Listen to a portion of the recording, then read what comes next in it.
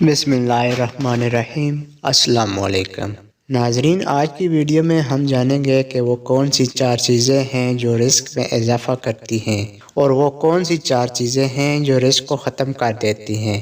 لیکن ویڈیو کو شروع کرنے سے پہلے آپ سے گزارش ہے کہ اس ویڈیو کو ابھی سے لائک کر دیں اور چینل کو سبسکرائب کر دیں۔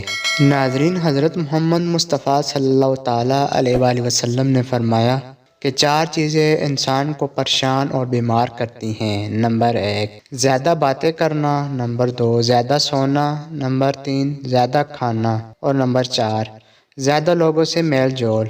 نبی کریم صلی اللہ تعالیٰ علیہ وآلہ وسلم نے ارشاد فرمایا کہ آپ جب بھی کھانا کھاؤ تو پیٹ بھر کر نہ کھاؤ تاکہ آپ کی صحت برقرار رہے اور آپ کسی بیماری میں مبتلا نہ ہوں۔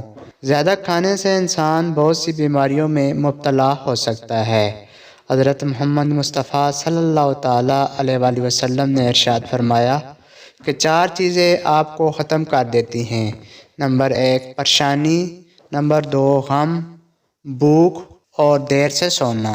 نبی کریم صلی اللہ تعالیٰ علیہ وآلہ وسلم کا ارشاد ہے کہ 4 چیزوں سے چہرے کی رونق ختم ہو جاتی ہے اور خوشیاں چلی جاتی ہے۔ نمبر 1 جھوٹ بولنا، نمبر 2 عزت نہ کرنا یا غلط بات پر اصرار، نمبر 3 بغیر جانے بحث کرنا، نمبر 4 کسی غلط چیز کو بنا خوف کے کر گزرنا۔ نبی کریم صلی اللہ تعالیٰ علیہ وآلہ وسلم نے فرمایا کہ 4 چیزیں انسان کے چہرے کی رونق کو بڑھا دیتی ہیں اور چہرہ روشن اور منور ہو جاتا ہے۔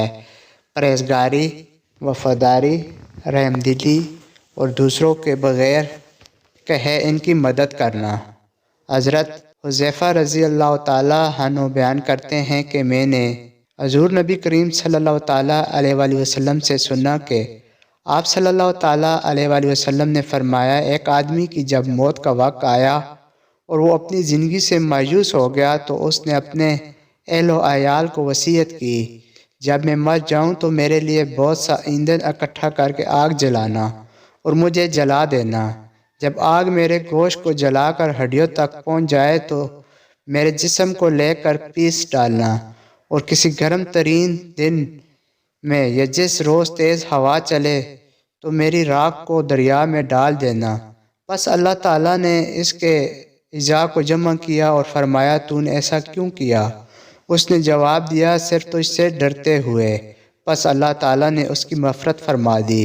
حضرت ابو ہریرہ رضی اللہ تعالیٰ عنہ سے روایت ہے کہ حضور نبی کریم صلی اللہ تعالیٰ علیہ وآلہ وسلم نے ارشاد فرمایا ایک شخص جس نے کوئی نیکی نہیں کی تھی، کہا جب وہ مر جائے تو اسے جلا دیا جائے، پھر اس کی آدھی راکھ خشکی میں اور آدھی سمندر میں بہا دی جائے، کیونکہ خدا کی قسم اگر اللہ تعالیٰ نے اس پر قابو پایا تو ضرور اسے اتنا عذاب دے گا جتنی ساری دنیا میں کسی کو عذاب نہ دیا ہوگا۔ سو اس کو اہل خانہ نے ایسا ہی کیا۔ بس اللہ تعالیٰ نے سمندر کو حکم دیا تو اس نے اس کے سارے ذرے اکٹھے کر دیے اور خشکی کو حکم دیا تو جو ذرے اس کے اندر تھے اس نے بھی جمع کر دیے۔ پھر اس سے دریافت فرمایا تو نے ایسا کیوں کیا؟ اس نے عرض کیا ہے اللہ تو اچھی طرح جانتا ہے، تو اس سے ڈرتے ہوئے میں نے ایسا کیا۔ بس اللہ تعالیٰ نے اسے بھی بخش دیا۔ دعا ہے کہ اللہ تبارک و تعالیٰ ہمیں ان باتوں پر عمل کرنے کی توفیق عطا فرمائے، آمین۔